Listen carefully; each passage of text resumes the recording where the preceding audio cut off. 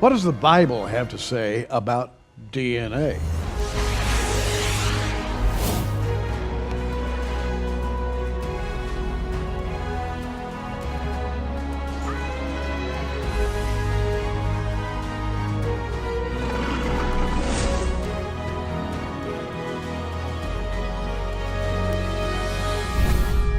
Well, maybe more than you think. L.A. Marzulli is here to talk about exactly that. You know, the story of the Bible really can be encapsulated in DNA, going all the way back to the original couple, the various ways in which Satan attempted to corrupt human DNA. Sure. And you're right on top of that story. Welcome to Prophecy Watchers. Great to LA. be here, Gary. Thanks for having me. Let's talk about that Sure. for a minute. And your research has taken you into a number of strange places when it comes to DNA. Interestingly enough, this goes back into our On the Trail of Nephilim 1, On the Trail of Nephilim 2, Watchers 6, and all these products, I believe, are in the Prophecy Watchers bookstore. And when we were down in Peru a number of years ago, about 3 years ago, the reason why I went down there and took a team of people down there was because of these greatly elongated skulls that were there. And they seemed to be anomalous. And what I mean by that, and there's this controversy, which by the way has been raging in the scientific community since they first discovered these things 150 years ago. And some people maintain that the skulls are elongated through natural means. In other words, cranial deformation, where you take an infant, you wrap the infant, you place material, and you shape the infant's head. And you do that between about 18 months and 3 years, and you can create a cone head. We understand that. We get that. Cranial deformation was definitely practiced. I understand that. We're maintaining that not all of the skulls have been done that way, have been cradle headboarded, artificial deformation. We think some of it is actually genetic.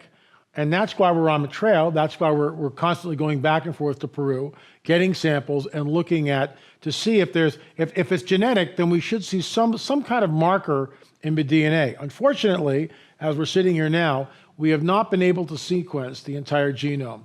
We have got very interesting DNA evidence, which I believe is groundbreaking, based on multiple samples that we were able to take out legally from Peru. And the question has always haunted me about elongated skulls versus abnormally elongated skulls, the practice of binding the skull in the cradle to produce an elongated skull. Why would you do that? Why wake up on a Monday morning and go, hey, son, we're going to make you a cone head today? I mean, what's the point? What are they trying to emulate? Why is it global? Yeah. Why is it elongated? And I believe, my hypothesis has been from the get-go, that Nephilim tribes were in the Levant, in the nation of Israel, the promised land. When Joshua and Caleb comes in about 3,500 years ago, there was a diaspora of these Nephilim tribes. Why? Because they were being wiped out. And the God of the Bible states, wipe them all out, men, women, children, burn the animals, kill everything, burn everything. That's genocide, unless we're looking at something else. And let me set the stage a little bit. I have my Bible open to Genesis 14 here. And there are 4 Gentile kings who come into the promised land, and they attack Abraham, as he was known at that time, Abram, and they had a battle. But there's another thing in the whole narrative of this battle. In verse 5 of Genesis 14, and in the 14th year came Kedorlaomer and the kings that were with him. Now those are the 4 Gentile kings that came up against Abram. But get this.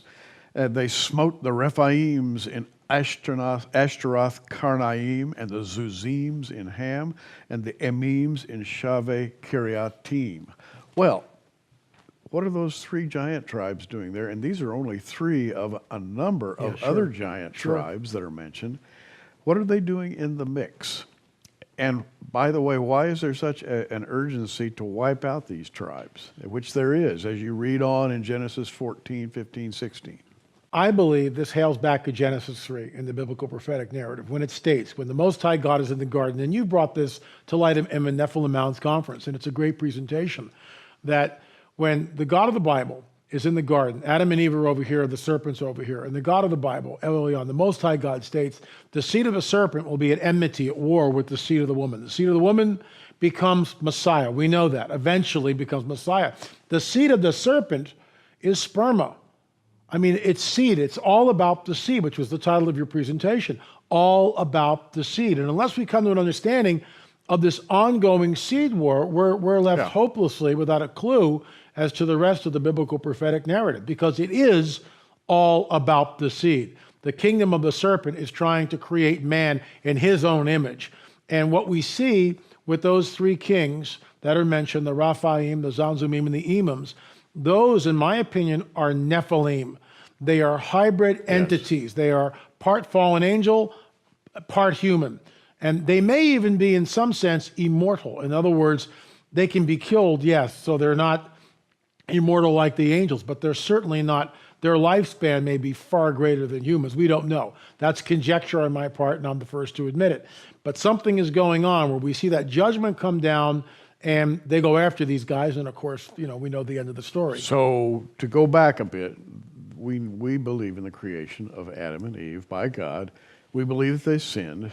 We believe that because of their sin, the doors of this world were open to satanic attack before the flood. And the pre-flood earth became so corrupted, it had to be destroyed. But after the flood, the whole battle resumes, and it resumes with the tainted DNA that somehow came either across the flood or was reintroduced after the flood. And you have these giant tribes. Now, what do the giants look like? There's one tribe called the Anakim, for example, the long-necked ones. There is a tribe called the Zamzumim. And apparently they had a different genome. They looked different. Their names reveal a different physiognomy. In other words, not only are they big, but these various tribes are different looking, meaning that they have a different genome. And so this is a fascinating story to me. Why would God allow this? Why would God then charge the Israelites later on, get rid of all those giants around at the time of David? Which then brings us to where you were talking about the exodus of giants. Well, I think it's a move, counter move between the fallen cherub and the Most High God all throughout Scripture. And the counter move, of course, or the move from the fallen cherub is to basically pollute the human genome. Again, he's trying to create, in my opinion, trying to create man in his own image, which is why you've got the denotation of these different tribes, like the Zanzumim, the Emims, the Anakim. What's interesting, there was an archaeologist who's part of our team. His name is Rick Woodward, and he posited that, which is really interesting, and I'll just show you a picture here. These are two Paracas skulls here, and this skull here is a normal human skull. And you can see this area right here where the foramen magnum is, right here. Here's the foramen magnum. It's completely different in the Paracas skulls than a normal human being. And the whole point of this is Rick Woodward's research, and in my opinion, it's very, very telling, because the foramen magnum is of a different shape. It's more circular and much smaller than a normal human being. So there's a forensic artist, her name is Marcia Moore, and we gave her this information about the position of the foramen magnum. Not only is it smaller, but it's located further back towards the occipital plate, towards the rear of the skull. A normal human skull, where our vertebrae comes up with the spinal column, attaches somewhere in the center of our skull. That balances everything, and fearfully and wonderfully made. And our spinal columns are actually curved slightly, especially in the neck area. These skulls are completely different because of where the foramen magnum is positioned in the rear of the skull. And Gary, what's interesting about this, you can't move the foramen magnum if you cradle board a child. That's true. You can't do that. And this is Marcia Moore, and she has created this incredible shot, and you can see it here for yourself. The neck is greatly elongated here. And what's interesting about this, the word Anakim, which is one of the Nephilim giants that we read about in the biblical prophetic narrative, the word Anakim can be translated long necks. She had no idea Right. No idea of what that meant. And after she showed this to me, I sort of chuckled to myself and I said, look, I'm not trying to put one up on you, but are you aware that one of the Nephilim tribes stated in the biblical prophetic narrative is the Anakim, and the Anakim means long necks. I find that incredible. The long-necked ones. And there are different names denoting different physiognomies and different features. For example, there are the noisy ones, there are the weak ones, there are the tall, skinny ones. In other words, their names, their different tribal names, suggest different physiognomies. Now, back to the binding of infant skulls to make them appear longer. A lot of the tribes of South America did this routinely. And it's your contention that they got the idea from those beings whom they considered their superiors, the giants, which had elongated skulls. And you've got some pretty good evidence for that. This is a skull that we had access to in Oregon. We call it the La Oroja skull. And you'll notice something right here. Notice how greatly elongated it is. Notice this area right in here where the forehead is. If you look at my forehead, this is right above the brow ridge. I have a forehead here. There is no forehead on this particular skull. Here's the brow ridge right here. That skull goes back basically at a 45-degree angle, and it's greatly, greatly elongated. It is our contention, and again, I've shown this particular skull and pictures of it to medical doctors every place I go. And they all look at this and go, you can't manipulate the skull that way. You can't do it. And then we have the position of the foramen magnum, which is in the rear of the skull. We maintain our hypothesis is, and it's not proven yet, which is why it's a hypothesis, scientific method, that these skulls are the result of genetic manipulation by an outside agency that may or may not be human. And that's, so if that's the case, when we get DNA evidence, we should begin to see something that doesn't line up with the scientific community. And in my opinion, we have found that. God created human beings in his own image and likeness. But then along came others who polluted the human genome, and their image and likeness was a deviant, if you will. It's fascinating to me, as you were talking, I think of the priesthood of Babylon, the priesthood of Egypt. The priests used to wear these long, elongated headdresses that made their skulls look elongated. And you ask yourself, why would they want to do that? Why would they want to do that? And the answer seems kind of obvious. If they regarded these beings as superior. So this brings us now to a juncture. What are you doing right now? Your research is taking you into what area? Well, what we were able to do from this skull here, and I just want to show you something. Take a look at the difference between this skull right here, which is the elongated skull from Peru, and this skull, which is a normal human skull. I mean, there is a disparity between them. There really is a disparity between these two skulls. This skull here, the La Oroja skull, we were able to get DNA. What I mean by that, we were able to go in and extract powder from it. It's in a private collection in Oregon. It has been in the family literally for decades. We flew up to Oregon. We met with the gentleman who owns this particular artifact. He allowed us to get powder out of it. Now, this skull had been jostled in a box with other artifacts, other skulls, including Native American. So when we did the testing on it, and by the way, the full report of the testing is in the appendix of the book. When you go back, you can actually see all the DNA testing from several different labs that we actually employed to get the evidence tested. So we were able to take the powder from the La Oroja skull. And what is incredible about this, Gary, is this skull, we carbon-14 dated, it's about 800 years old. That's not that old. Only 800 years, which means this ties back into the Native American oral tradition that giants were in Milan.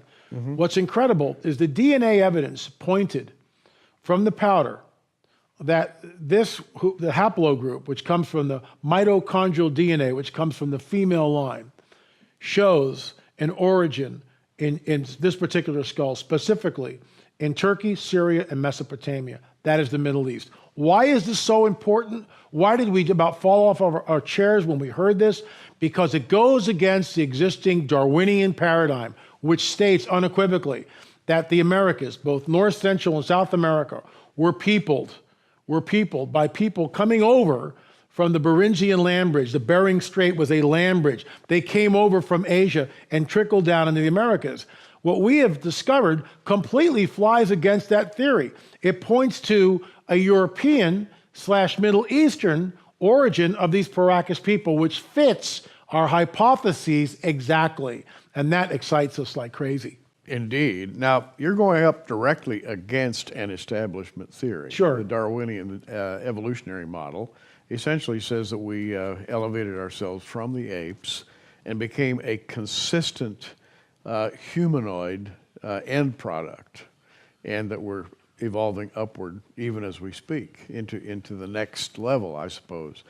So their theory of upward evolution would not want to recognize No, the of course fact not. that there are competing genetic models, and that in fact there were real giants, and that in fact they may have a different DNA base. And so you're basically fighting the establishment. And at this point, I want you to tell us the very, very interesting story of the museum at Catalina Island. You live on the West Coast, not far from Catalina. Exactly. And you had an amazing series of events connected with a museum there.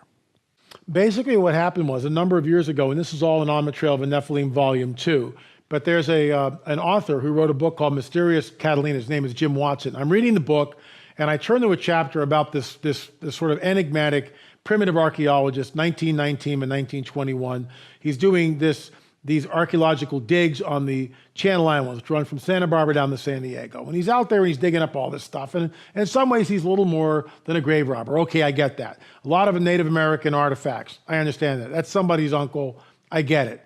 And they should be repatriated. They should be reburied. Yeah. I understand that. But there was a mention in this little chapter in Watson's book, Mysterious Catalina, about Ralph Glidden, who's the name of the archaeologist, uncovering 9-footers. And I just went, wow, this is amazing. So I called Watson. We had a meal together. And in the course of our conversation, I asked him, well, where did you get this information? He said, well, L.A. Are you aware that the curator of the museum, John Borgina, just discovered this missing cache of Ralph Glidden? It was up in the attic, and he discovered this thing. And archaeologists have been out there, and there's pictures and journals. Well, I found out, so I immediately called the Catalina Island Museum, and after 8 months of negotiation and a $1,000 contribution, I was able to go out to the island. What I found there was absolutely astounding, and I just want to show you, just give you an idea of some pictures here. This was one of the first pictures I actually discovered, and this is out in the Catalina Island Museum. It's this one right here. And by the way, when I got there, everything was already sanitized. See this picture right here? This is what I got. I got museum boxes taken out of a vault. Inside the museum box is the manila folder, and everything's cataloged. Everything's been numbered and listed, and here it is. But I found this photograph. This here is the real photograph. It is not touched up in any way. It is not photoshopped. Notice the elongated skull here. Yes. That's not supposed to be there. Notice the elongated skull in the child here. That's not supposed to be here. And I called the curator of the museum over, and he was absolutely taken aback by what he was looking at. But there was no way to really establish the height of this thing. And there was a donut stone that you can see in the picture, but there's no way to calculate the height. A little later on, and I was there for 10 hours in the archives, poring over everything. This is what being on the trail is about. Getting your hands dirty, going into the archives, but also going out into the field like we do and uncovering as much as we possibly can. This is the photograph that changed everything. This is the Ralph Glidden photograph. And you'll notice Glidden standing here in a recently excavated tomb, and in front of him is a very large figure. And Gary, it was you, and I tip my hat, who told me there are people that can take this photograph, and based on the height of Ralph Glidden, which we knew was 5 foot 8 inches, they can extrapolate the size of the skeleton. Well, we did that to cut to the chase, and what we discovered was the skeleton was basically just shy of 9 feet in height. Mm-hmm. And of course, that shouldn't be there. And by the way, 3 different researchers, and there was no collusion between any of them, had the photograph. They knew the height of Ralph Glidden. They used different techniques. They all arrived at the same conclusion, that this giant was just under 9 feet. Okay. So we go with that. It's on the History Channel's In Search of a Lost Giant. I appear on that. I give all the evidence. Of course, they spin it back into the Darwinian evolution, which that's what they were. It's their show; they can do what they want. Yeah, absolutely. So Richard Shaw and I go back there because we want to do sort of a recap on the Catalina Island Museum, and we're going there to shoot there. And the Ralph Glidden collection exhibit has been reduced to one room. So we turn the corner, and there in front of us is this picture, and I just want to show it to you. And our jaws absolutely fell to the ground. Here's what we saw when we turned the corner. What we saw was the picture blown up. The picture I have was 5x7. This thing's blown up probably 18 inches wide by a foot tall. But what it did, and underneath it is this whole diatribe about how Glidden was little more than a grave robber. It's basically a hit piece on Glidden. This is what we did. Here's the picture of Ralph Glidden above, and Richard Shaw is holding up my book, On the Trail of a Nephilim, Volume 2. What's missing is the giant, which was deliberately cropped out of the picture. And okay, and why would they do that? Why would they do that? Because what it does, in my opinion, it points back to the veracity of the biblical prophetic narrative, which states, we've talked about this, the whole idea of Genesis 3, the seed of a serpent and the seed of the woman. It points back to the veracity of a supernatural world, a supernatural God, and this rails against the Darwinian paradigm. You can't have both in Darwinism. You're in sort of a race right now. Yeah. A race to get the evidence before it's destroyed. And by the way, it's being systematically destroyed. Sure it is. You could probably write a book on the number of historical artifacts that have been whisked out of sight, destroyed, burned, locked up in safes and vaults. There is a systematic effort to eliminate your hypothesis, which puts pressure on you, I must say. No, there is. And what's interesting about this is we've got newspaper article after newspaper article from the 20th century stating that giant bones were recovered, and the Smithsonian came and collected the bones and never seen again. Giant bones were discovered over here, the bones of a 9-foot skeleton, and the Smithsonian came and took them up. We never get to see them. And what's amazing about this, and I'll hold it up again so you can see it. By the way, we're talking about Nephilim Hybrids book here. It's also in Watchers 10. I mean, there it is. It's like glaring at you. And why would they go out of their way to deliberately crop the picture? Because it's damage control. In my opinion, and this is, I'm entitled to it, I hope, but in my opinion, this is what's called damage control. And because it went viral, because it was on the History Channel, because I've appeared on numerous publications, including right here on Prophecy Watchers, they're backpedaling. And what this implies, get this, what this picture implies is that L.A. Marzulli created the photograph. That's what they're saying. That somehow, that they're not implying that, they're not writing it, no one's stating that, but immediately it causes doubt in the viewer's mind. Well, maybe L.A. just created this photograph because he wants to, prove his hypotheses. Nonsense. Well, let's face it, the world system, and we who study the Bible and preach the word often use that term, the world system, to apply to the satanic world system. The world system has an agenda of its own, and it's a deeply differing system. It abhors Christianity, which is based upon the idea that God created man in his own image and likeness, and that the seed of the woman would eventually give birth to the Lord Jesus Christ, that we would be resurrected in the image of God. That whole story has to be derailed somehow. And this is the way, or one of the ways they've chosen to do it. So when you say you're on the trail of the Nephilim, you're really on the trail of biblical truth. When I'm on the trail, what we are trying to do, again, it points back to the veracity of the biblical prophetic narrative. There is a supernatural. There is a God. He sent his son for the remission of sins. By believing in him, we can have eternal life. That's what we're pointing back to. It's real, hardcore physical evidence that something is going on, and we are not being told the truth. We're not. It's been obfuscated. It's been hid. It's been managed. There's a managed agenda, which is on a global level. I went down into Peru in the museum there. The first thing I saw as I turned the corner, there's that little chimpanzee which just decides to stand up, and the whole evolution to modern man just magically appears, and it's in every museum. The Darwinian paradigm is sacrosanct, in both the scientific community and academia. And this is why Christians really need to get on board with this, because it points back to a creator God. Hallelujah. Now, I suggest that if you don't have your copy already, get a copy of L.A. Marzulli's Nephilim Hybrids. And at this point, you will note that on the cover of this is a little demon in a jar of formaldehyde. We're going to send you this as well. It's called The Anatomy of a Hoax. Mm-hmm. The little creature on the front cover, after very deep examination, turned out to be a total fraud. And the DVD explains, in Marzulli's own words, his own presentation, exactly how he got fooled and exactly what this hoaxer was trying to do. Mm-hmm. And so Nephilim Hybrids for $19.95 plus the free Anatomy of a Hoax. It's a 40-minute DVD. Put these together and you've got a lot of information. By the way, when you buy anything from our Prophecy Watchers bookstore, you always get a free copy of the current issue of The Prophecy Watcher. This one happens to be about the reason for the rapture, but it's also got a lot of other articles in it as well. The Nephilim Hybrids package, by the way, which we're offering for $39.90, includes the book, Watchers 10, your latest DVD, the free Anatomy of a Hoax, and the free magazine.